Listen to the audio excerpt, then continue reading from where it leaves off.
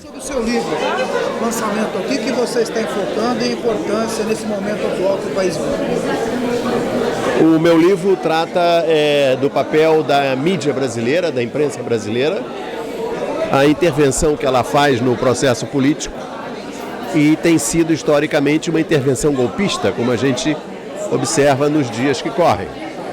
O meu livro fala lá desde trás, desde os tempos do Getúlio, dos tempos do Juscelino, mas ele traça, digamos assim, a genética dessa imprensa e descreve o DNA dessa imprensa, que é uma imprensa da Casa Grande, uma imprensa da elite, com o objetivo de impedir a ascensão dos pobres ao poder. É essa a função da imprensa brasileira. Você trabalhou na maioria das empresas, das grandes empresas, né? Trabalhei em todas elas, só falta trabalhar no Silvio. E como contornar isso dentro da situação? Tem como? Tem. Pela simples observação da história econômica. A história econômica estabeleceu uma diferença muito clara entre o regime servil e o regime capitalista. No regime de escravidão, no regime servil, o dono da terra era dono do empregado. No regime capitalista, o empregado faz um acordo com o patrão. O empregado dá trabalho e recebe salário do patrão. O patrão contrata o empregado e, em troca de trabalho, lhe dá salário. Quando um dos dois não está satisfeito mais com a relação, se desfaz. Eu não sou escravo de ninguém, eu sou empregado, eu fui empregado. É uma diferença básica, né? Básica. A situação política brasileira hoje, com esse processo do impeachment aprovado no Congresso Nacional, agora indo para o Senado, tem como reverter essa situação, esse golpe no país? Ou a situação ficou incontornável? Na minha opinião, o golpe já foi dado, o golpe já está dado. Ele será aprovado no Senado e no Supremo. E a alternativa é impedir que isso se concretize através de um movimento de rua, um movimento de pressão popular, que na minha opinião será irresistível e vai obrigar a novas eleições. Novas eleições ainda esse ano? Novas eleições rapidamente. Porque o governo Temer, se ele assumir, você acha que não tem... O governo Temer, como disse o Lula, hoje não merecerá respeito nem terá trégua. Internacionalmente, você que viveu fora do país... Internacionalmente, o golpe desmoralizou o Brasil de maneira irremediável.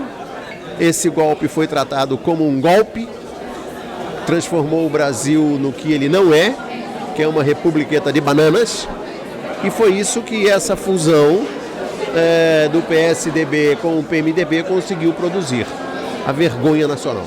Agora, também tem processo contra o Lula, quer dizer, estão tentando de todas as formas aí e até inviabilizar o Lula como futuro candidato. Você acredita que isso também... Isso é possível que aconteça. O objetivo da Lava Jato, desde o início, como você sabe, o objetivo da Lava Jato não era outro senão prender o Lula. O objetivo da Lava Jato era impedir que o Lula fosse candidato em 2018. Agora, contra isso, existe a possibilidade, que não se pode menosprezar, de a prisão do Lula ter uma repercussão internacional equivalente a um tsunami. Porque o Lula não é um Moro, o Lula não é um Delcídio, o Lula não é um Gilmar, um ilustre desconhecido nas esferas internacionais. O Lula é o brasileiro mais conhecido no mundo. Não estou falando, evidentemente, do Neymar, não estou falando do Pelé, eu estou falando do mundo da política, do mundo da luta social. E a prisão do Lula será um escárnio. vai acabar de emporcalhar o golpe. Aí, Mas é possível que ocorra, e vou dizer mais, eu acho até provável. e se isso ocorrer? Quem o Lula, vamos dizer, indicar, se ele for inviabilizado, poderá surgir um candidato forte do PT apoiado por ele? O futuro presidente da República será o Lula ou quem o Lula indicar. Luiz Henrique, esse é um evento da Frente Brasil Popular Macro Ribeirão que a gente criou aqui na região, com a presença do jornalista Paulo Henrique Amorim lançando o seu livro. Fundamental esse evento aqui para a gente fortalecer cada vez mais o movimento antigolpe aqui na cidade, né? Não tenha dúvida, eu acho que esse momento é um momento ímpar e que a Frente Brasil Popular, ela está com atividades em todo o estado de São Paulo, em todo o Brasil. Só vai somar mais esse evento, que para nossa região é de suma importância, porque acho eu que é de suma importância. Não preciso aqui falar da conjuntura que vivenciamos no país. E uma figura como Paulo Henrique Amorim, quem teve a oportunidade de ler já o Quarto Poder, sabe do que eu estou falando. Então, ele tem lado. Ele não fica na neutralidade como outras expressões do mundo artístico ficam e criticam ainda e pedem o golpe e apoiam o golpe. Então, eu acho que não tenho certeza que a vinda do Paulo Henrique Amorim só vai abrilhantar ainda mais a Frente Brasil Popular Ribeirão Preto. Nós estamos uma semana do dia 1º de maio. Há uma expectativa no país todo de a gente promover um 1º de maio intenso, forte, gigantesco, para fortalecer essa luta antigolpe. Como é que está a expectativa para o dia 1º de maio aqui na região de Ribeirão Preto? Não só a Frente Brasil Popular, mas outras centrais sindicais, partidos progressistas de esquerda que se fazem presente no 1º de maio, tentam organizar uma manifestação política partidária, não só política partidária, mas envolvendo a sociedade civil para desmascarar o que a mídia impõe como impeachment, como corrupção, como aquele espetáculo terrível que nós vimos, que foi a votação do Congresso, não é?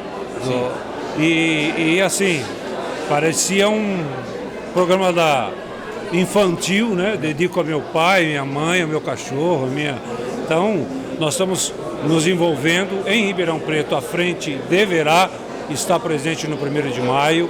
Estamos conversando com outras lideranças do movimento sindical, bem como de partidos progressistas de esquerdas, para somar essa unidade, que com essa unidade nós vamos com certeza fazer o enfrentamento junto aos senadores. Muito obrigado. Isabela, a gente está aqui no evento hoje da Frente Brasil Popular com a presença do Paulo Henrique Amorim. Fundamental esse evento para fortalecer a luta antigolpe aqui em Ribeirão Preto, né? Sim, é muito importante, porque a questão da mídia, que ele fala do quarto poder, que na verdade para mim a mídia não seria um quarto poder, seria o primeiro poder, que é o que mais comanda e é o que está trazendo o golpe. É importante sim essa atividade, é importante a presença de todos, para poder entender o que está acontecendo, qual que é a situação política que nós estamos passando. E a juventude, é fundamental a presença da juventude, assim como foi no processo de ocupação de escolas para confrontar o governo Alckmin. Hoje a gente está vendo que parte da juventude, ou seja, a juventude está na linha de frente da luta contra o golpe. Ontem tivemos lá em São Paulo, na Vida Paulista, mais de 2.000 jovens de maneira espontânea indo à frente da Fiesp gritando que não vai ter golpe. A juventude mais uma vez dando o recado e tomando a linha de frente, né? Sim, a juventude é o que mais dá a cara para bater, porque aqui a gente não quer retroceder, a gente não quer 64 novamente. Então nós jovens vamos lutar sim pela nossa democracia, não vamos deixar passar esse golpe. E sim, pode contar com o jovem na luta, porque o jovem está disposto para lutar, porque aqui não passa, não vai ter golpe, gente, não vai. É isso aí. Está aqui hoje acompanhando esse evento da Frente Brasil Popular, lançamento do livro Quarto Poder. Qual que é o seu pensamento em relação a isso, essa luta antigolpe que está acontecendo no Brasil? Primeiramente, eu tenho filiação partidária. Sou petista de carteirinha há 20 anos. O Paulo se enganou. Ah, tá vendo? Aí, Paulinho. O que eu acho do que está acontecendo? Eu acho o seguinte. A política brasileira tem um ciclo vicioso. O pobre, ao perder direitos trabalhistas, espaço na sociedade, vota na esquerda. A esquerda sendo eleita, o pobre ganha espaço na sociedade, tem um carrinho na porta de casa, tem uma casa própria, já se acha um classe média. Ao se achar um classe média alta, ele vota na direita, elege a direita, perde tudo o que ganhou, aí vota de novo na esquerda e assim vai. Essa é a nossa política manipulada pela Globo. Para sair desse ciclo vicioso, a gente precisa investir em educação, na juventude, formação política. Mudança da mídia, principalmente. Enquanto a gente tiver o monopólio na mão da Globo, 5 famílias, a gente vai continuar com esse monte de cabeceira manipulada que nós temos. Temos que fortalecer a sociedade para buscar reformas e a principal é a reforma de mídia, né? De mídia e de educação. Infelizmente, não interessa aos governos de direita educar o povo. A mente deseducada vira massa de manobra e cai na mão da direita.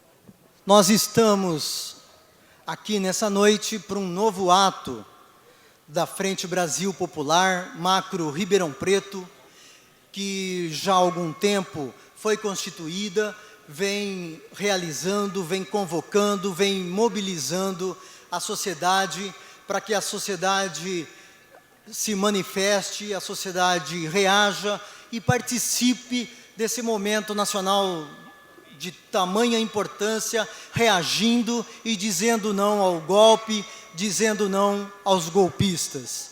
Nós tivemos um primeiro encontro na Câmara Municipal, lotada, Câmara de Ribeirão Preto, com a presença e a participação de um grande número de instituições, dezenas, mais de 40, 50 entidades e partidos políticos em Ribeirão e na região de Ribeirão Preto participando. Depois disso, nós tivemos caravanas que foram a São Paulo, que foram a Brasília, ocupação de estrada pelos companheiros sem terra, aqui na rodovia Anhanguera, diversas manifestações na praça, com os estudantes, com os professores, com os trabalhadores de uma maneira geral. E temos tido também atividades no campo cultural. Essa é uma luta que se desenvolve em algumas frentes, aquelas que se desenvolvem no dia a dia, nas ruas, nos locais de trabalho, nas praças públicas, em todos os locais de embate, mas que também ela se dá no espaço virtual, na internet, nas discussões, ela se dá muito na mídia. E o encontro de hoje vem para trazer uma nova luz com relação a algo que nos incomoda, a algo que nos perturba, que é a questão da mídia e essa atuação golpista da mídia, que agora finalmente é desmascarada, não de dentro do Brasil, é desmascarada a partir da mídia internacional, que mostra o engajamento, o envolvimento do Poder Judiciário, do Poder Legislativo e da mídia do Brasil para implementar esse golpe que a gente verifica em andamento e, sem dúvida nenhuma, a nossa mobilização fará que ele não aconteça, fará que ele seja impedido. Nós vamos ver nesse momento, antes da vinda do nosso companheiro jornalista Paulo Henrique Amorim para o palco, um vídeo que tem entre 8 e 10 minutos e que mostra o acampamento, mostra a reação do povo, mostra aquilo que precedeu e ocorreu durante o período de votação. É um pequeno vídeo preparado pelo movimento Jornalistas Livres e bastante emocionante, tenho certeza que vocês vão gostar. Até já!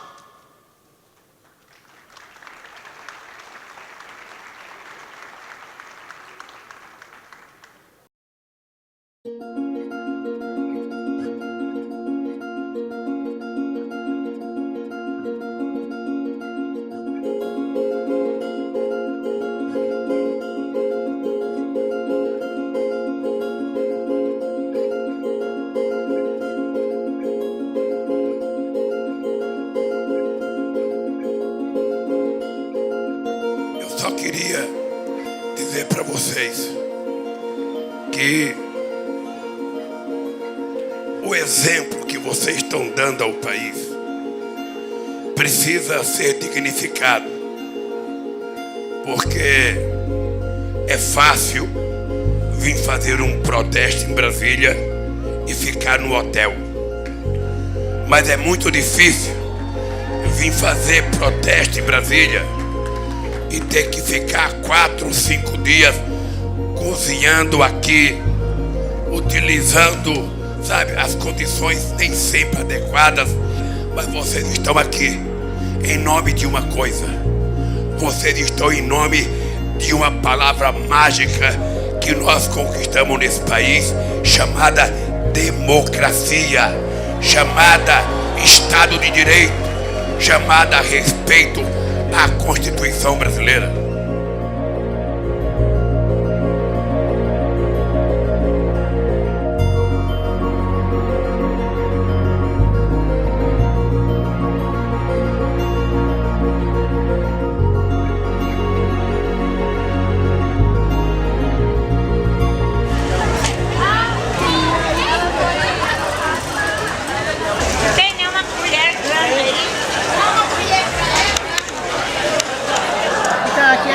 Essa cozinha aqui, que é a região de São Paulo, a gente vai estar cozinhando para 600 pessoas.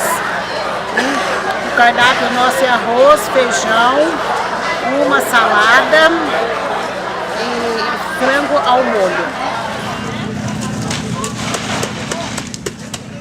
Acabamos de distribuir verduras, verduras e frango para todas as cozinhas. São 28 cozinhas. Ontem nós não tínhamos cobertor.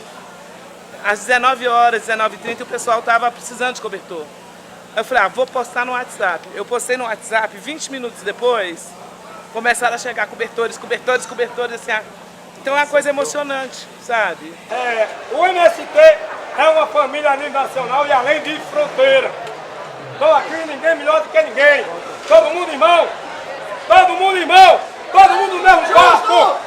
Então nós temos que estarmos unidos, porque é a união que faz a força. E nós temos no nosso grito de ordem que o povo organizado jamais será vencido. MST! A luta é pra valer! MST! A luta é pra valer! Pátria livre! Como disse o Ciro Gomes, se houver golpe, o Brasil vai ser administrado por um sindicato de ladrões. Isso é grave. Nós não podemos confiar nas decisões desse parlamento. Nós sabemos que é esse Congresso Nacional, como foi eleito, quem ele representa. Né? Agora, uma coisa é certa, né? Se passar o impeachment no Congresso Nacional, ele não passa na rua.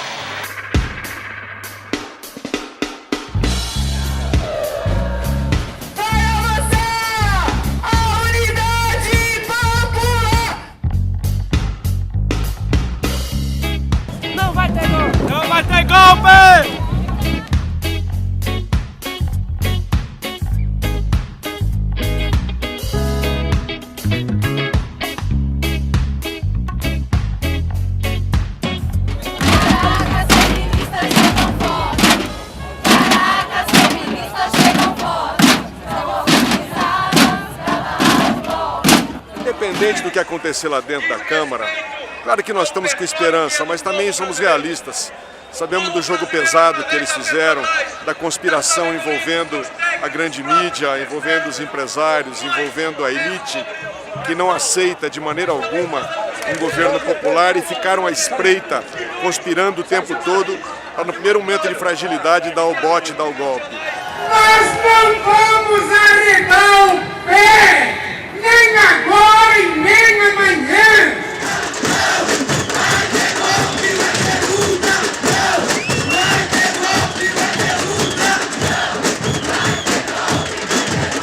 A gente viu aí uma frente de diversidades sendo criada nesse país e seja qual for o resultado hoje, o Brasil sai com uma esquerda renovada, uma frente de diversidades para fazer esse Brasil mudar de vez como nós sempre sonhamos. A gente vai assistir agora a um teatro, a uma farsa dirigida por um canalha, por um hipócrita e um bandido chamado Eduardo Cunha. A gente vai assistir agora a uma farsa montada por um bandido chamado Michel Temer.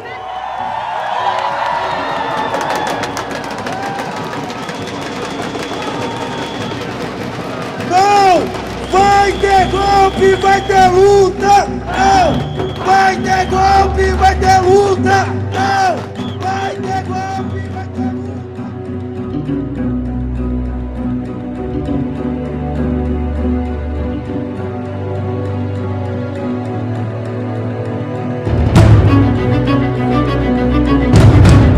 Por Deus, por minha família, pelas famílias, pelas pessoas de bem, meu voto é sim! Fora Dilma, fora Lula, fora o PT! Com a ajuda de Deus, pela minha família, pelo povo brasileiro, pelos evangélicos da nação toda, pelo Sérgio Moro, pelos evangélicos, pelo meu Brasil, pela minha família, sim! Corrupto!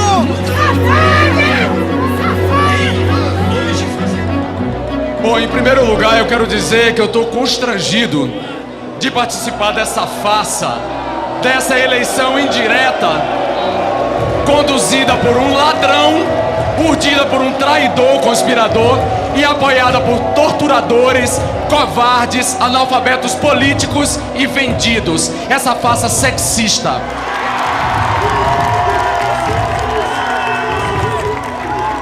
Quero expressar aqui que ficou muito claro para a sociedade brasileira qual é a aliança pelo impeachment, que une corruptos, torturadores como Jair Bolsonaro e traidores da pátria. contra a hipocrisia que faz corruptos se tornarem arautos da moralidade pública. Quero dizer que não aceito o corrupto Eduardo Cunha presidindo qualquer processo de impeachment. Eduardo Cunha, você é um gangster. E o que dá sustentação à sua cadeira cheira a enxofre. Fora Cunha! Fora Cunha! Fora Cunha! Fora Cunha! E quem vota assim, coloca a mão pra cima! Coloca a mão pra cima! Pelos militares de 64, hoje e sempre! Golpistas! Fascistas! Não passarão! Pela memória do coronel Carlos Alberto Brilhante Ustra, o pavor de Dilma Rousseff, o meu voto é sim! Jair Bolsonaro, votaram sim 367 senhoras e senhores deputados, votaram não 137 senhoras e senhores deputados, abstenções 7, ausentes 2, total 511.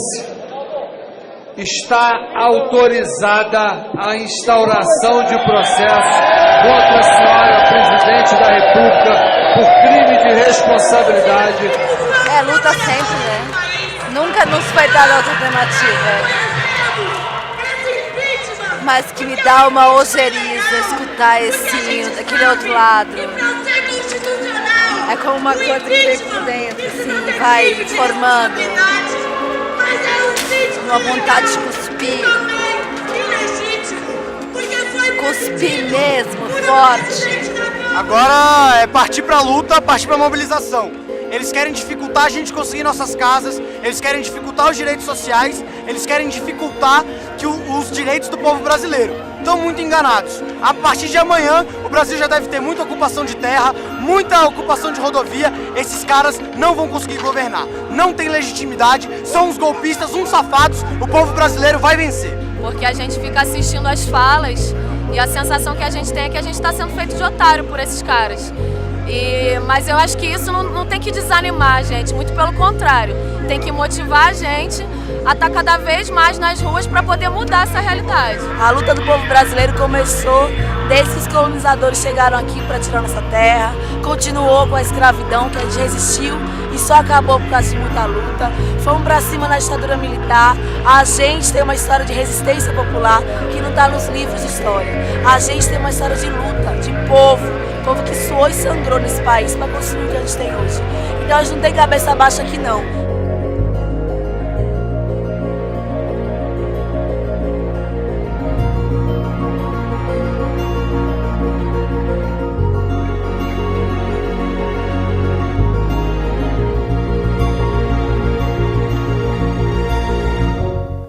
Esse ato da Frente Brasil Popular é apoiado pela POSP, realizado em parceria com o Cineclube Cauim, com Linha Direta, com a CUT, e tem o apoio do blog do Galeno e do blog O Calçadão. Quero convidar para integrar a mesa o nosso convidado, o jornalista Paulo Henrique Amorim.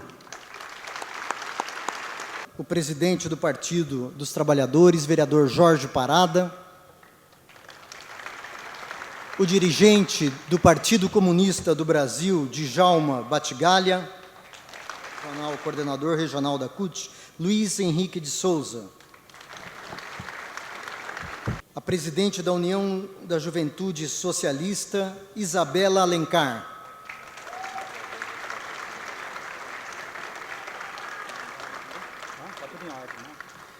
O dirigente da POSP, da Articulação Regional, conselheiro Fábio Sardinha.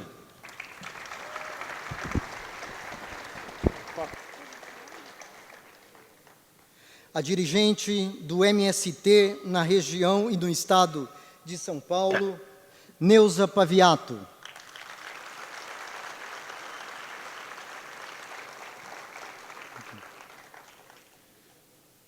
O secretário de Comunicação do Diretório Estadual do Partido dos Trabalhadores, Sidão.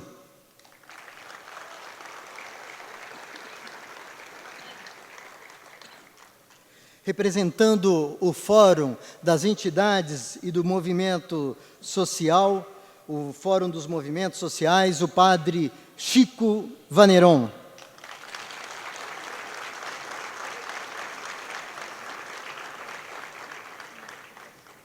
Eu quero convidar, neste momento, para fazer parte da nossa mesa também, e aí representando o movimento negro, o movimento de mulheres, o movimento LGBT, a nossa companheira Roseli Barbosa dos Reis.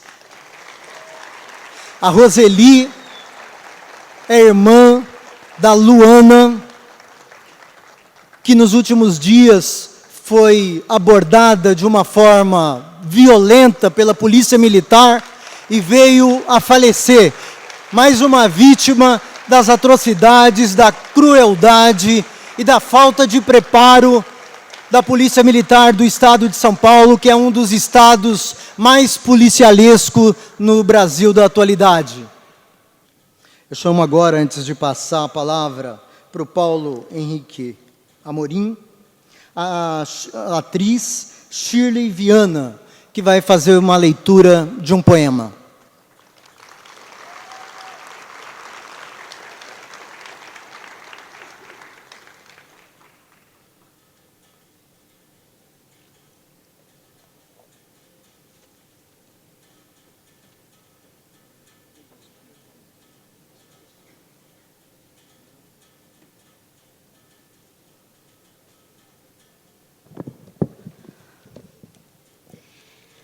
Poema de Felipe Augusto Pérez, integrante do blog O Calçadão e do grupo Confraria dos Poetas Vermelhos, criado e coordenado pelo jornalista Alípio Freire. Voz. Somos uma voz levante. Dizemos não às falsas austeridades, a tudo aquilo que apenas parece, a tudo aquilo que faz perecer. Cidades, países, continentes, povos. Dizemos não às leis do lucro injusto e a todo este cor ensaiado de luto fingido. Bandeira nacional na janela de prédios de alto padrão. Lama do país, filhos canalhas. Nossos irmãos estão preocupados, procurados. Alguns têm sido assassinados, outros constantemente vigiados. Vivemos a tensão do conflitos, mas não desmontamos as nossas barracas. Estamos acampados. Acampados, esperançamos o dia. Acampados, montamos guarda-noite. Não desmontamos as nossas barracas. Somos milhares, somos milhões, em prontidão constante, entre a noite e o destino incerto, insurgentes, Nosso destino surge na torrente, em prontidão constante, acampados, insurgentes. Nosso destino surge na luta. Obrigada. Quero registrar aqui a presença do vereador Beto Canguçu. O Paulo Henrique Amorim é o convidado que dispensa as apresentações. Todo mundo conhece o seu rosto, a sua voz e, sobretudo, a sua coragem e a sua independência no jornalismo.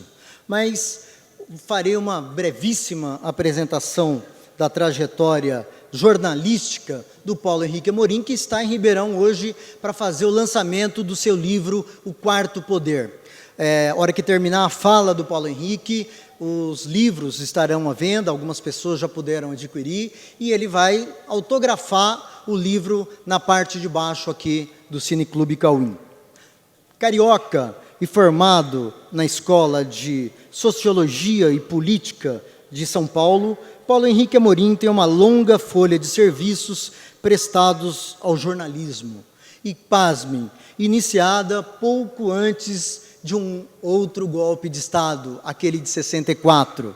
Lá em 61, Paulo Henrique começou como estagiário do velho jornal A Noite, no Rio, onde ele participou da cobertura da renúncia de Jânio, ele era rádio escuta e também como repórter, e da resistência comandada pelo Leonel Brizola.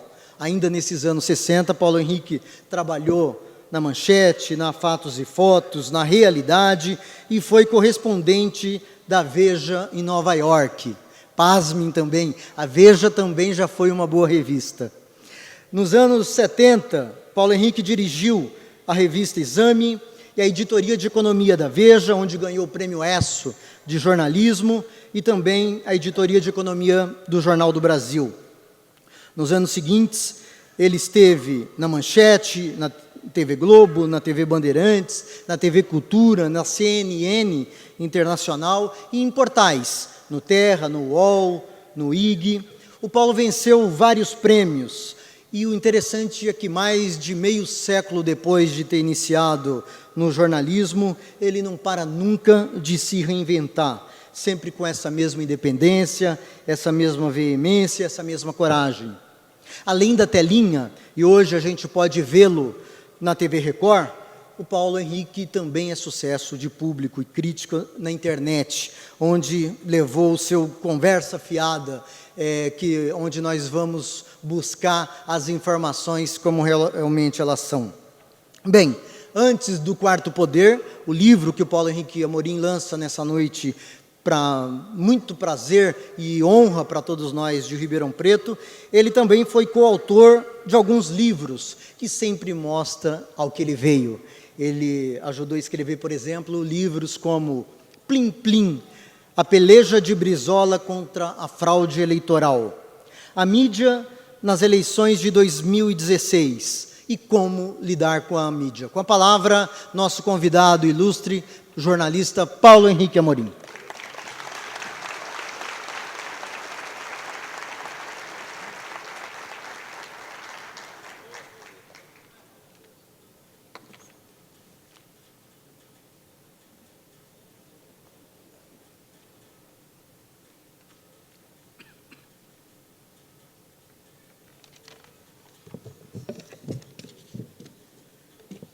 Como diz um amigo meu, olá, tudo bem?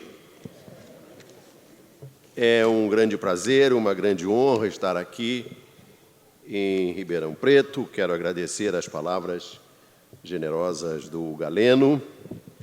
Quero saudar o vereador Parada, o Djalma, Luiz Henrique de Souza, a Isabela, a Roseli, Fábio Sardinha, a Neuza, meu amigo Sidão, o Padre Francisco.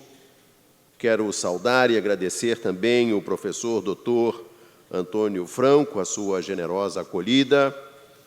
Quero dizer que também fico muito feliz em saber que o meu amigo, o Pereio, fez de Ribeirão Preto o seu segundo lar. E quero lembrar com muita alegria e, ao mesmo tempo, muita tristeza, que pouco antes de morrer, o Sócrates e eu tivemos uma reunião num hotel na Rua Maranhão, em São Paulo, em Higienópolis, para estudar uma forma de fundir os nossos blogs. Isso não foi possível. Quero iniciar aqui as minhas palavras falando sobre o que podemos esperar de um possível governo Temer. Eu hoje entrevistei a ministra Tereza Campelo, do Desenvolvimento Social e Combate à Fome, no meu blog Conversa Fiada, em que ela refutou uma entrevista do economista Ricardo Paes e Barros, que é o idealizador do capítulo social do programa Ponte para o Futuro, que é o programa de governo do Michel Temer. Esse trabalho do Paes e Barros foi a convite do Wellington Moreira Franco, que foi governador do Rio e que teve como uma das características para se eleger governador do Rio, prometer que não ia acabar com os brizolões do Brizola. E a primeira coisa que ele fez foi acabar com os brizolões do Brizola, para atender a um argumento do Roberto Marinho, dono da Rede Globo, que o brizolão do Brizola tinha um problema que tinha que ser resolvido. O brizolão do Brizola criava uma casta dentro da favela. Criava aqueles meninos e meninas que iam para o brizolão, se educavam, comiam bem, se formavam e, quando voltavam para a favela, seriam odiados e rejeitados pelos companheiros. Essa era a tese do Roberto Marinho, com a qual o Wellington Moreira Franco concordou e, por isso, depois de eleito, dilapidou os brizolões. Esse trabalho desse jovem economista, que já elogiou muito o Bolsa Família quando pensou em ser convidado para trabalhar no governo trabalhista, ele diz que o Bolsa Família está inchado porque tem muita gente que não é pobre e fica lá, abre aspas, na maior cara de pau. E explica por que considera que o Bolsa Família está inchado. E aí a ministra Campelo responde que o que ele propõe fazer não é um Bolsa Família novo. Tem que mudar o nome. Tem que se chamar de outra coisa. Porque Bolsa Família é um programa para incluir e o programa dele é um programa para excluir. Segundo a Tereza Campelo, o Bolsa Família atinge 25% da população brasileira. O Temer já disse que quer atingir os 10% da população mais pobre. Se ele fizer isso, 30 milhões de brasileiros seriam excluídos dos benefícios do Bolsa Família, como redução da mortalidade infantil, o aumento da altura das crianças, educação continuada e vacina e redução da morte por diarreia. São alguns dos subprodutos do Bolsa Família, mencionou a ministra Tereza Campelo. Já o Moreira Franco propõe atingir 5% dos mais pobres, apenas 5% dos mais pobres, já que o Bolsa Família está muito inchado. Se isso acontecer, segundo os cálculos da Tereza Campelo, 40 milhões de brasileiros seriam devolvidos à miséria.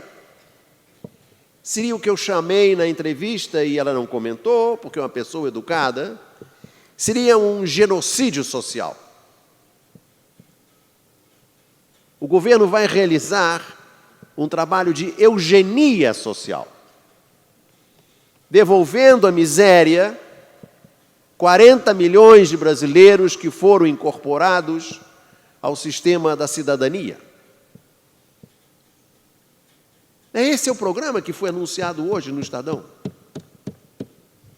por esse economista que fez o programa do Bolsa Família para o governo Temer. Já imaginaram o impacto, por exemplo, no Nordeste? O impacto na Bahia, que é o país que mais recebe dinheiro do Bolsa Família?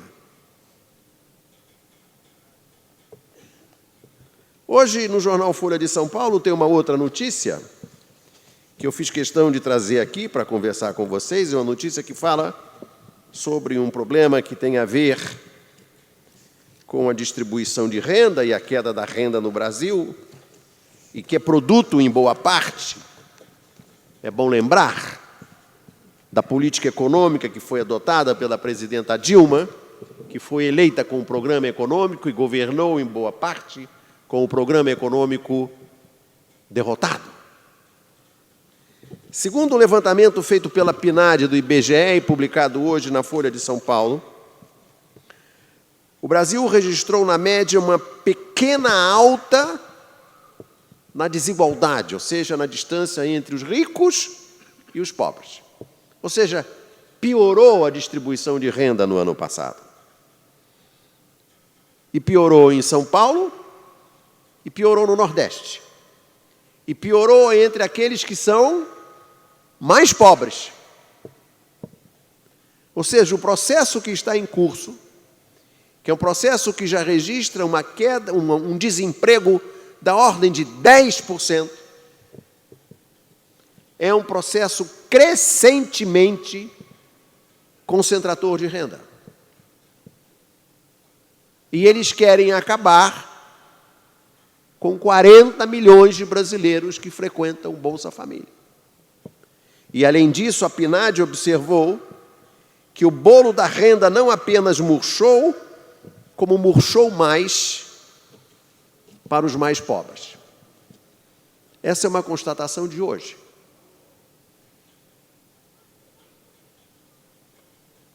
E qual é o programa Ponte para o Futuro? É bom a gente reter isso, etapa por etapa, para saber o que é que eles querem fazer no poder e começar a imaginar o que é que isso vai significar no quadro político, o que é que isso vai significar nas ruas do Brasil. Vejam bem, nós temos um desemprego de 10%, a renda está ficando cada vez mais concentrada, eles querem botar 40 milhões de pessoas de volta à miséria, e o programa deles é, 1, revisão da CLT, fazer com que o acordado entre as partes tenha mais força do que a lei. Ou seja, os trabalhadores fragilizados pelo desemprego aceitam as condições do patrão, isso vale mais do que a CLT. Por exemplo, acabar com as férias. Ou como propõe o Benjamin Steinbrück, vice-presidente da Fiesp, para que trabalhador precisa de 1 hora para comer? Nos Estados Unidos, o trabalhador almoça em 20 minutos.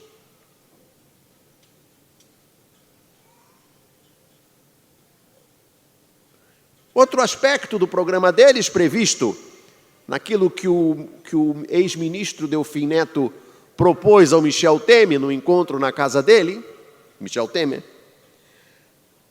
a desvinculação dos benefícios da Previdência do aumento do salário mínimo.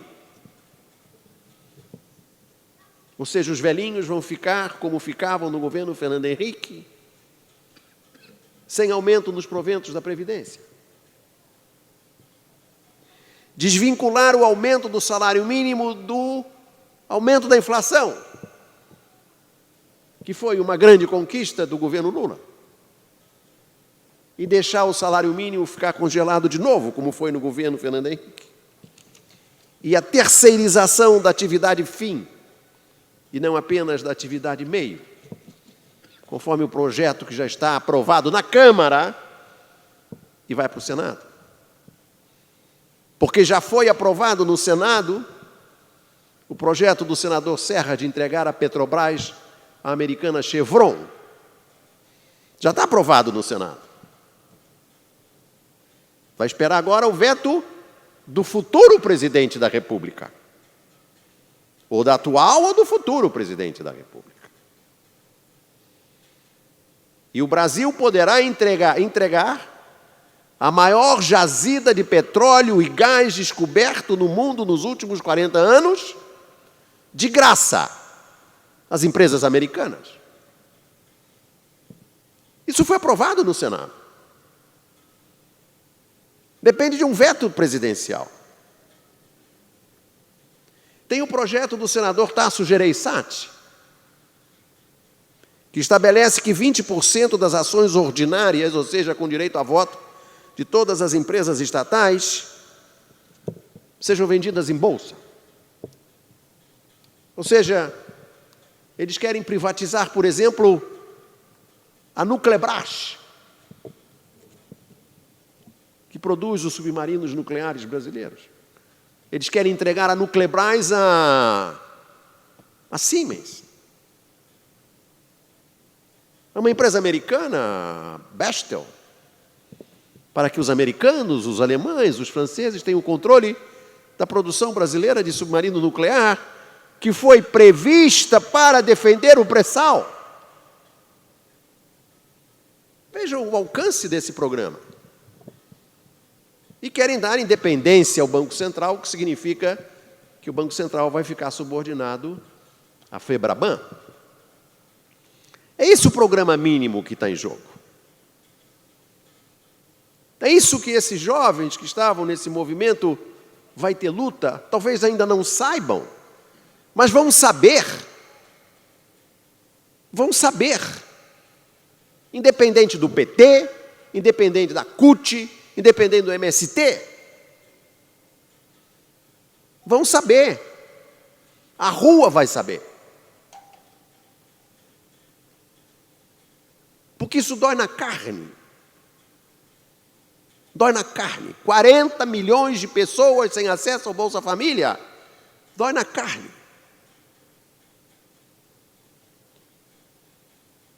Eles acham que são o Macri da Argentina. Tem uma diferença essencial. O Macri foi eleito. O Macri ganhou no voto. E no dia seguinte, o Scioli, aliás, na noite da derrota, o Scioli, o perdedor, congratulou o Macri, foi embora e sumiu. Não foi pedir recontagem de voto. Não foi para o golpe. Não foi pedir ao Fernando Henrique para pedir o golpe. Não, o Scioli sumiu. Ele agora só reaparece na próxima eleição. E deixa o Macri governar. O problema é que eles não têm voto.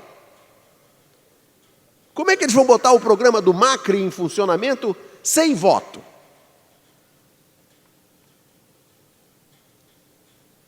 A Dilma foi eleita 2 vezes, o Lula foi eleito 2 vezes, a Dilma não é o Jango não foi eleito presidente da República.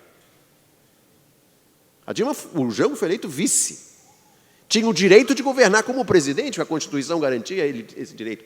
Mas ele não tinha a legitimidade de ter sido eleito presidente da República. E ela foi eleita 2 vezes. Assim como o Lula. Outra diferença elementar. A Dilma não roubou. A Dilma não roubou.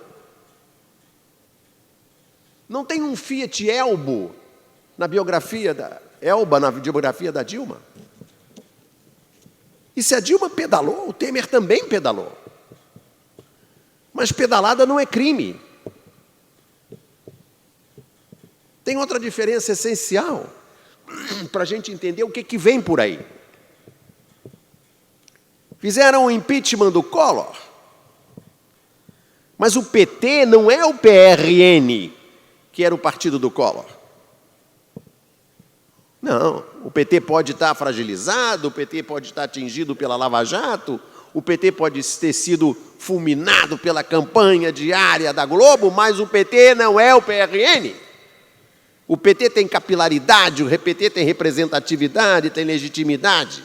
O PT não está na rua, mas vai. Vai.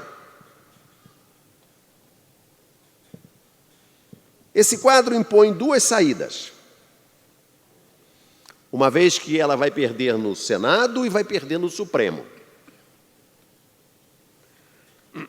Uma é respeitar o rito. Qual é o rito? Ela perde no Senado, perde uma segunda vez no Senado, vai para casa, fica 180 dias, fica 6 meses em casa, com o Temer governando, volta e o Senado derruba ela de novo, e aí ela vai para Porto Alegre cuidar dos netos. E aí deixa o Temer governar. E deixa o povo se ferrar.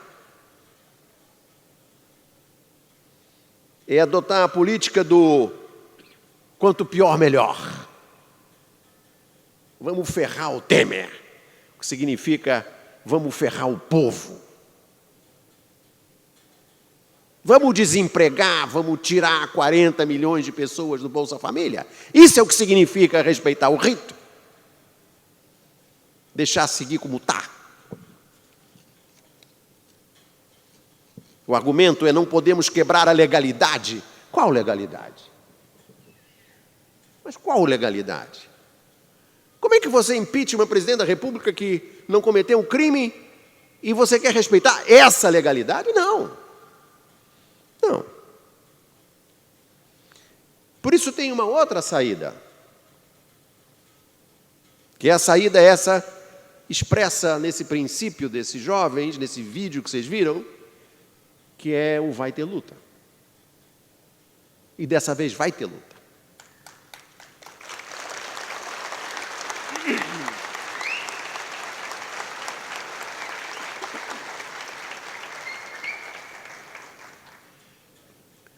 A saída é eleição.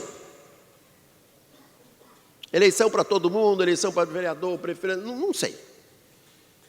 Não sei. O Requião, Roberto Requião, tem um projeto que ele já apresentou no blog Conversa Fiada e agora no site dele do Senado, que é eleição direta para presidente com recall. Ou seja, de tempos em tempos a sociedade se organiza e diz assim, agora eu quero votar de novo para ver se o presidente deve ficar ou não. Aí, como tem em várias legislações do mundo, você vai lá e faz o recall. Mas, eleição já.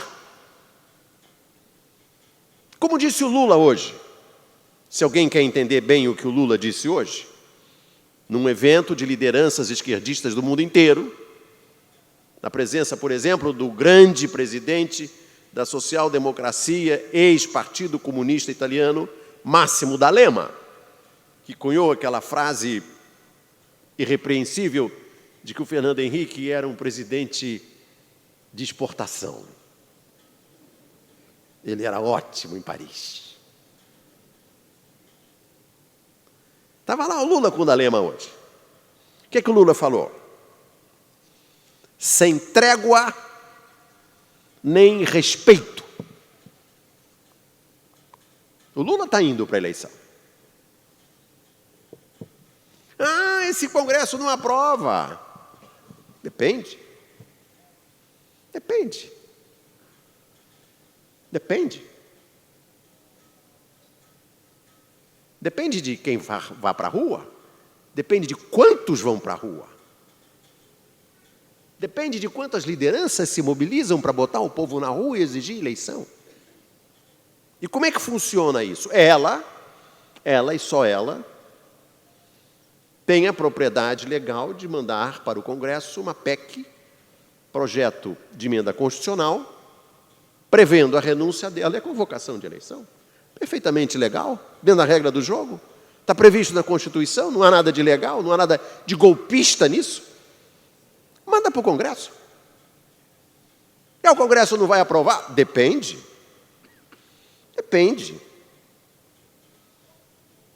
Depende. Depende do que tiver na porta do Congresso. Porque dessa vez é bom a gente botar no nosso radar, nós, cidadãos, jornalistas, lideranças políticas, dessa vez o pau vai comer. É diferente. Com o PT, sem PT, com o CUT, sem CUT, com o MST, sem o MST. Eu disse isso para o Sted de semana passada. Vocês vão atrás do povo. É diferente. Porque agora tem uma capacidade de organização muito maior do que essas instituições formais conseguem captar. E o golpe foi tão escrachado, tão canalha, e os prejuízos são tão evidentes, que dessa vez o pau come. Não vai sair fácil. Vai ter luta. Vai ter luta. Houve uma desmoralização conjunta do Temer, do Congresso e do Judiciário. E não só na imprensa internacional. E agora está todo mundo perplexo, porque a imprensa internacional finalmente descobriu que eles ficavam lendo o Globo para fazer as reportagens deles para a França, para a Inglaterra, para os Estados Unidos. E estão agora pedindo desculpa, como pediu o correspondente do francês Le Monde. Estão pedindo desculpa, porque nós informamos errado vocês, nossos leitores, porque nós éramos condicionados pela literatura do jornalismo brasileiro, que é uma merda.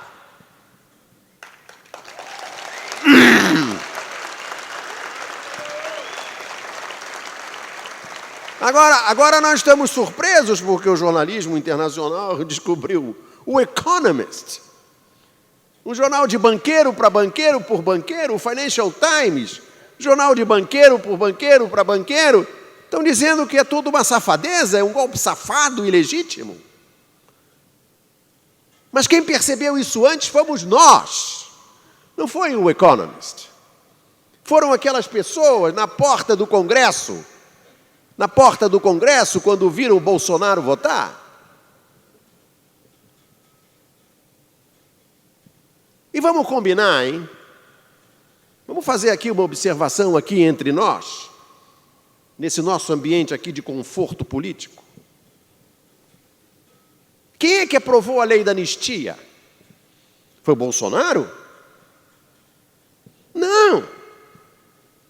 Quem aprovou a lei da anistia, quem anistiou a lei da anistia foi esse Supremo Tribunal Federal que está aí, com a relatoria do ministro Eros Grau, escolhido pelo Lula. Foi o Bolsonaro. E quem é que fez a comissão de anistia, que anistiou a comissão de anistia do Supremo?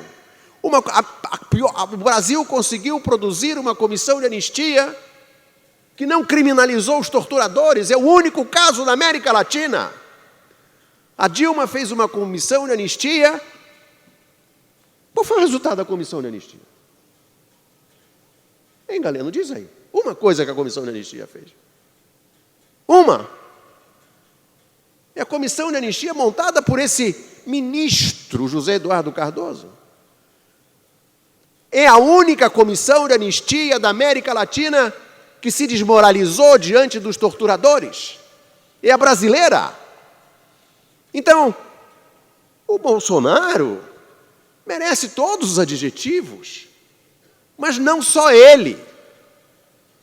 O seu Eros Grau também. O Zé Eduardo Cardoso também, porque foi ele quem montou essa comissão de anistia omissa e covarde. Vamos combinar.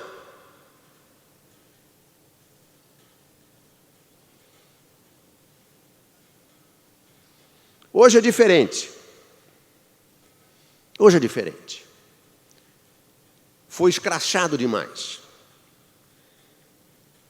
E hoje a internet informa, a internet articula. E qual é o papel do Lula nesse processo todo? Vocês devem ter visto do Conversa Fiada, espero que mereça a audiência de vocês, que o Ibope entregou ao Estadão uma pesquisa que o Estadão não publicou, publicou hoje envergonhadamente e escondeu sem chamada na primeira página, que diz o seguinte: 70% dos brasileiros querem eleição direta. Não interessa PT, CUT, MST, não. Os brasileiros querem eleição direta. E eles que venham atrás dos brasileiros. A popularidade do Temer é 7%. A da Dilma é 9%. É 9%. E dos que votaram no Aécio, 2/3 querem eleição. porque eles estão se sentindo esbulhados, surrupiados também, porque eles votaram num candidato para a presidência da República e que quem vai governar é outro. Eles querem votar de novo. E entre os possíveis candidatos à presidência da República, eu não vou dizer aqui qual é a percentual do Serra, do Aécio, do Alckmin, que são irrelevantes. Tudo somado não dá um tiririca.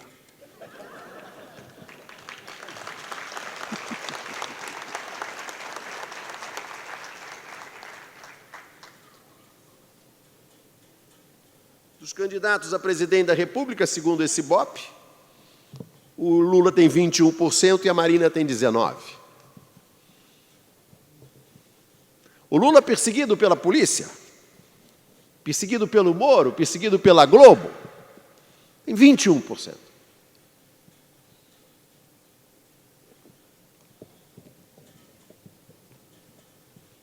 O Lula vai ser preso? Eu acho difícil.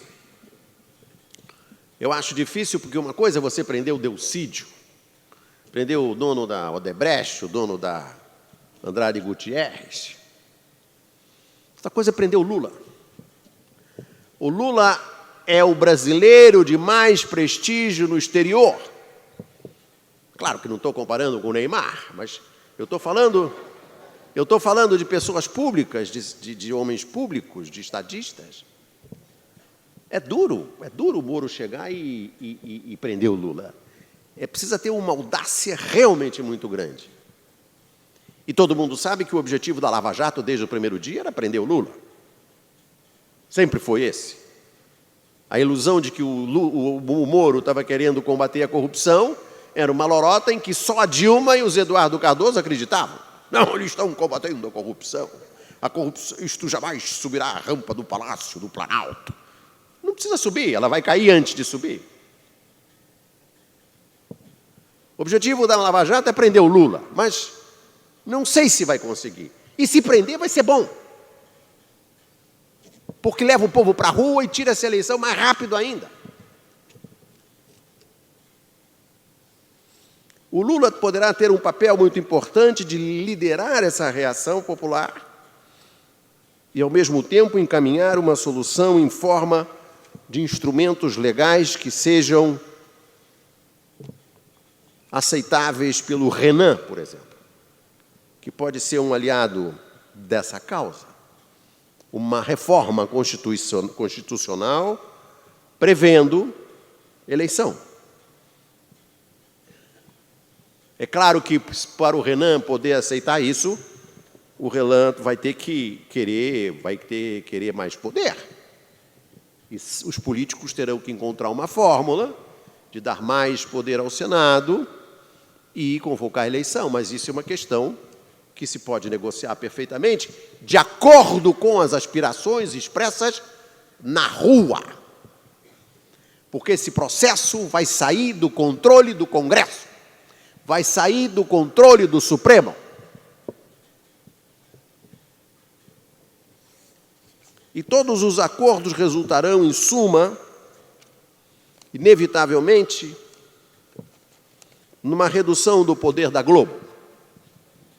Porque a Globo é incompatível com o regime democrático.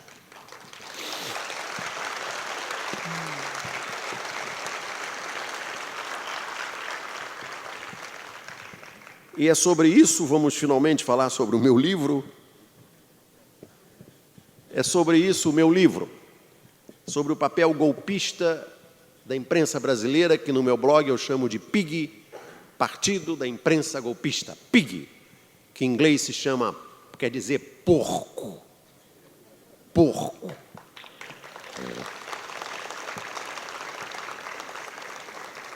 Esse livro é a inclusão, num livro que já estava praticamente feito, dos documentos, das anotações que eu fui acumulando ao longo da minha vida de repórter. E depois de algum tempo eu consegui reunir essas anotações, esses caderninhos todos, e para incluir isso num livro quase pronto, eu tive que fazer um outro livro dentro do livro. E o primeiro documento que eu publico nesse livro é uma conversa que eu tive com o presidente Juscelino Kubitschek, depois que ele saiu do poder, em que deu uma das explicações de por que mudou a capital para Brasília. Mudei a capital para Brasília por temor de que a Vila Militar descesse. A Vila Militar fica em Deodoro, subúrbio do Rio de Janeiro, e a vila descia para depor os presidentes. E ele tinha medo que a vila descesse e o depusesse, então ele foi para Brasília. Eu era vulnerável à força da imprensa, da Rádio Globo. Todas as noites, quando eu saía da área administrativa do Palácio do Catete e ia para a área residencial, ligava o rádio na Globo e o locutor dizia: com vocês o maior orador do Brasil, Carlos Lacerda. E todas as noites o Lacerda pregava o golpe contra o meu governo. Pregava o impeachment. Esse é governo Juscelino. Um outro documento trata da transição do regime militar para o suposto regime democrático, que foi a chamada Nova República do Tancredo Neves. E esse meu livro demonstra de forma clara que o Tancredo Neves, na verdade, era o candidato do general Figueiredo. O Tancredo foi candidato dos militares. Aí o Tancredo resolveu levar para ministro das Comunicações aquele que serviu os militares desde antes, desde quando o Jango ainda era presidente, ele era um jovem deputado e que denunciava a corrupção do governo João Goulart. Um baiano chamado Antônio Carlos Magalhães, o Toninho Malvadeza. O Tancredo resolveu levar para o ministro das Comunicações, ou seja, para cuidar da Globo, o Antônio Carlos Magalhães, que serviu a ditadura com fidelidade canina. Aí o Ulisses Guimarães, que era presidente do PMDB, o partido que fez a transição, disse para o Tancredo: Tancredo, hoje o PMDB rompe com você. É inadmissível que seja o Antônio Carlos o ministro das Comunicações. O PMDB rompe com o governo. Aí o Tancredo bateu na perna do Ulisses e disse: olha, Ulisses, eu brigo com o Papa, eu brigo com a Igreja Católica, eu brigo com o PMDB, eu brigo com todo mundo, só não brigo com o doutor Roberto Marinho. Aí teve um encontro para sacramentar a escolha do Antônio Carlos Magalhães no escritório do Roberto Marinho, na Vênus Platinada, no Jardim Botânico, no Rio. Roberto Marinho, Tancredo e Antônio Carlos. Tancredo se vira para o doutor Roberto e diz: Roberto, eu acho que você... Vejam bem, o futuro presidente da República diz para o dono da Rede Globo: Roberto Marinho, eu acho que você deveria anunciar que o Antônio Carlos vai ser o meu ministro das Comunicações. Aí o Roberto Marinho, que era mais esperto que eles dois, disse assim: não, Tancredo, quem tem que anunciar é você. Não podemos diminuir Antônio Carlos. E quem anunciou foi Tancredo. Tem um outro episódio que eu gosto de rememorar aqui, que diz respeito a um encontro que eu tive com um grande amigo do Dr. Roberto Marinho, com a condição de não identificá-lo. Eu perguntei para ele: pode-se dizer que o Roberto Marinho co-governou o Brasil no governo Sarney? Ele me disse: co-governou não, ele governou o Brasil. E ele tinha consciência absoluta desse poder. Eu disse: mas ele não procurava dissimular, não se sentia encabulado? Não. Ele reagia a isso com a maior naturalidade, era o que tinha que ser. Era assim porque era. Ele tinha a TV Globo, o Globo, e eles mandavam no Brasil, e o Sarney compreendia isso muito bem. Aí veio a sucessão do Sarney, em que o Roberto Marinho governou o Brasil. Só que o Roberto Marinho não tinha candidato. Ele não tinha como controlar o sucessor do Sarney. Ele começou apoiando o Quércia não decolou, depois apoiou o Afif, que hoje é ministro da Dilma, Guilherme Afif, e depois apoiou o Covas, que não decolou. Quando o Roberto Marinho foi apoiar o Collor já estava na frente nas pesquisas e me disse, em Nova York, não vou ser como Sarney comer pela mão do Marinho.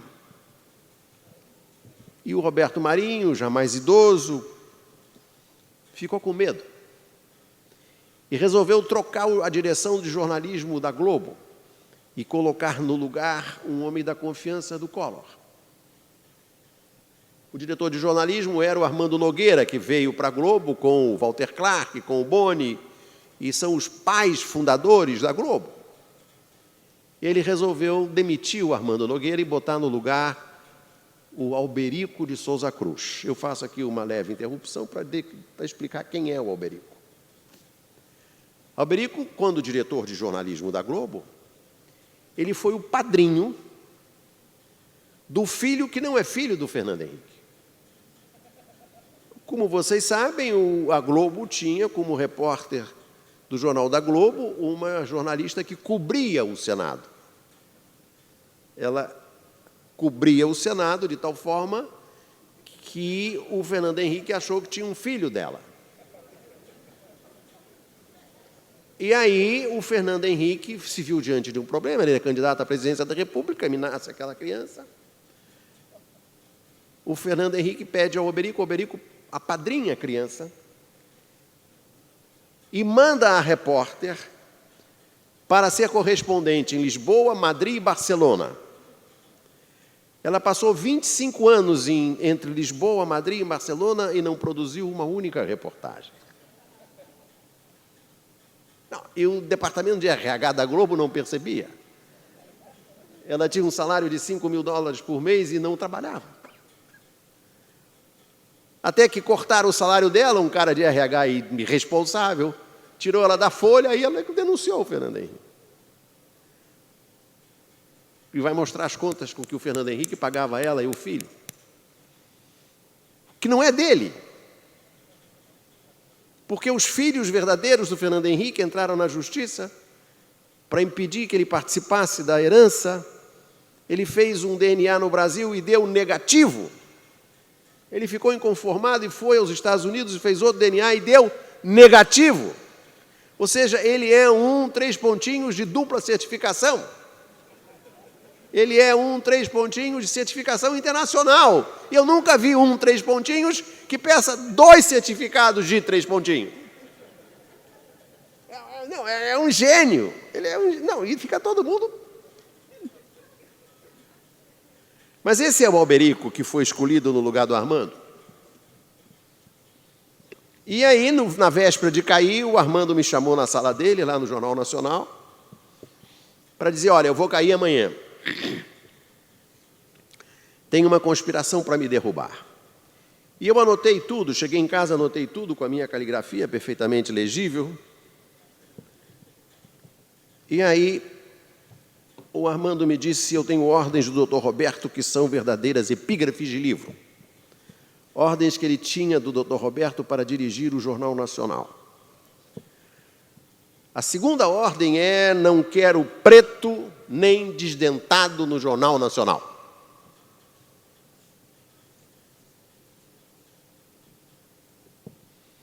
Terceira ordem. Se o Brizola se jogar debaixo de um trem para salvar uma criança, se a criança se salvar e ele morrer, mesmo assim você tem que me consultar para saber se pode ou não dar o nome do Brizola no Jornal Nacional.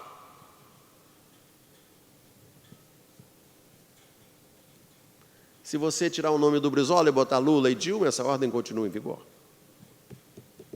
E tem a primeira ordem, que eu considero uma súmula perversa e genial, de alguém que tenha consciência do poder monopolista que detém.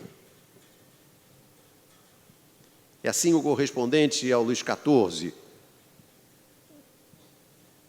Eu sou o rei Sol. O Estado sou eu. O correspondente é isso aqui. Disse Roberto Marinho para o seu diretor de jornalismo. Ele não falava a Globo, ele não se referia à TV Globo, ele falava o Globo, que era o jornal. Armando, o Globo é o que é, mais pelo que não deu do que pelo que deu.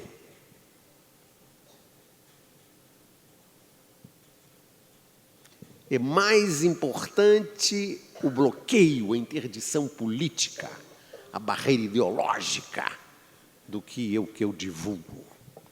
O que eu não deixo saber é mais importante do que eu deixo saber. Nem o Cidadão Kane, aquele personagem do Orson Welles, seria capaz de uma súmula tão genial. O Globo é o que é, mais pelo que não deu do que pelo que deu. E esse é o regime que ajudou a eleger o Sarney, ajudou a eleger o Fernando Henrique.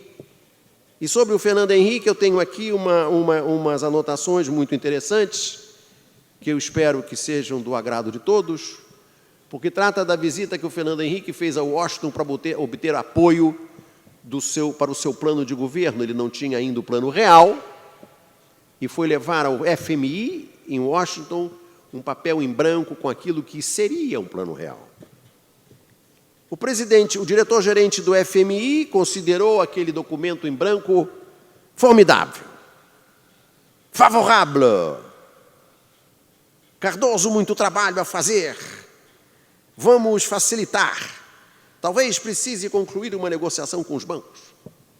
Ele teve uma reunião com o diretor-geral do Fundo Monetário, e aí de lá de dentro da reunião sai o presidente do Comitê dos Bancos Credores, o vice-presidente do Citibank, um tal de Bill Rhodes. Ou seja, o futuro presidente do Brasil, o ex-ministro da Fazenda, tem uma reunião com o diretor-gerente do Fundo Monetário na presença do Comitê dos Bancos Credores.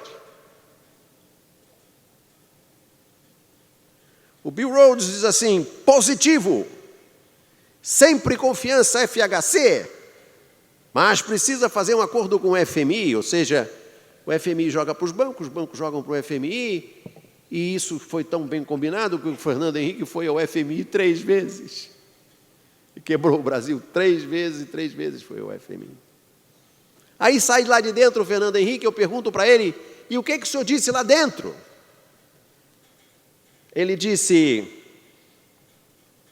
parece o programa do Temer: ajuste fiscal com privatização forte. Está em vigor o programa na cabeça do Temer. Concessões de serviço público, água e gás. Privatizar a Telebrás, a Vale do Rio Doce e a Petrobras. Ele vendeu a Petrobras antes de ser eleito presidente da República. E a última anotação do meu livro é de 31 de outubro de 2006, às 12h45, um telefonema que eu recebi do presidente Lula depois que ele foi disputar a eleição no segundo turno contra o Alckmin.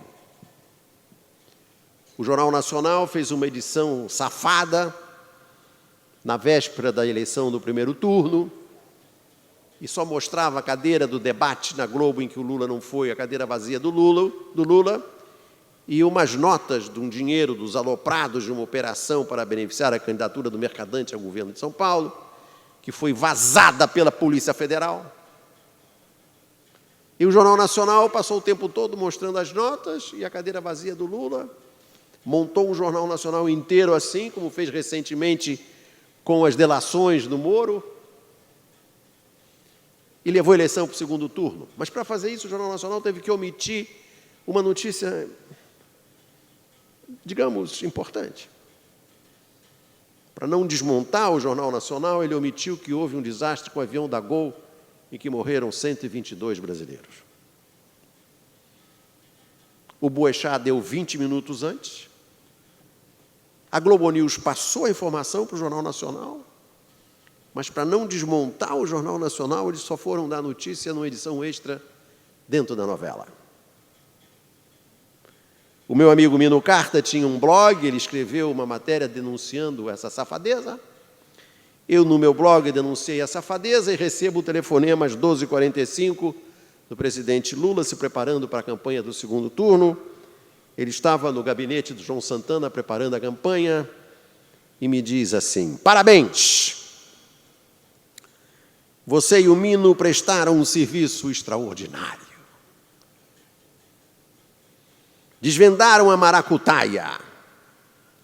Vingança. Eu não sei quem é que se fala, se foi ele que falou, eu deduzi do que ele estava falando. Tem aqui um ponto de exclamação: vingança. Aí diz assim: por telefone não posso te falar, mas vou te ligar para nós conversarmos sobre a democratização da imprensa.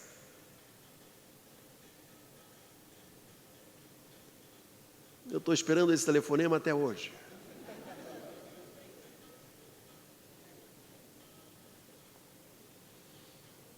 Quando fui candidato à presidência da República por 2 vezes, o governador Leonel Brizola dizia no horário eleitoral gratuito: se eu sentar naquela cadeira, a primeira coisa que farei na manhã do primeiro dia será questionar aquele monopólio. A primeira coisa que farei na manhã do primeiro dia será questionar aquele monopólio.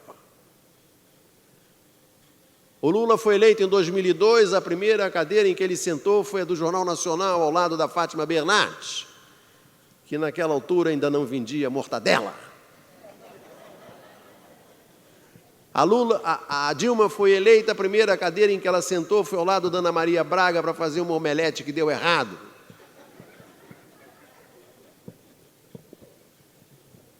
Está aí. Está aí. Está aí. O meu livro é sobre o quarto poder, que é o primeiro poder, mas o poder deve ser daquele que tem voto.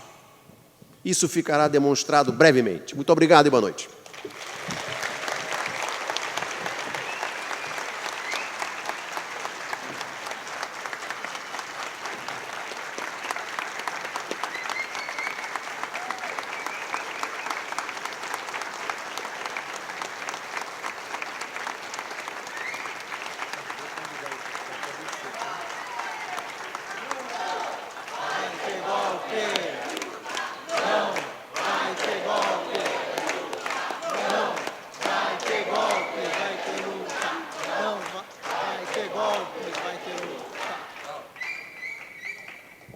Bom, agora nós vamos ter a sessão de autógrafos que o Paulo Henrique Amorim vai dar na parte de baixo do Cauim. Enquanto a mesa se desfaz, vocês vão ter oportunidade de ver um filme mais curto que o outro, inclusive,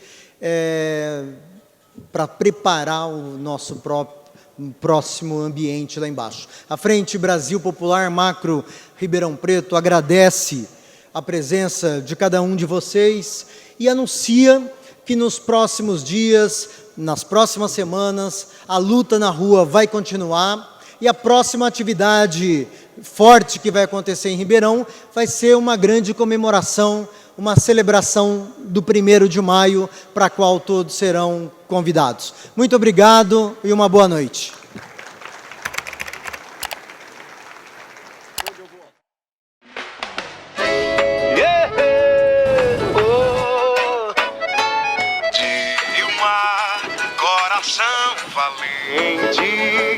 Força brasileira, garra desta gente. Oh, Dilma, coração valente, nada nos segura pra seguir em frente. Você nunca desviou o olhar no sofrimento do povo. Por isso eu te quero outra vez, por isso eu te quero de novo. Você nunca vacilou em lutar em favor da gente. do seu lado, tô com você e Lula pra seguir em frente. Mulher de mãos limpas, tô com você. Mulher de mãos livres, tô com você. Mulher de mãos firmes, vamos viver uma nova esperança, com muito mais futuro e muito mais mudanças. Dilma, coração valente, força brasileira, garra desta gente. Oh, Dilma, coração valente, nada me segura pra seguir em frente. O que tá bom vai continuar, o que não tá a gente vai melhorar. O que tá bom vai continuar, o que não tá a gente vai melhorar.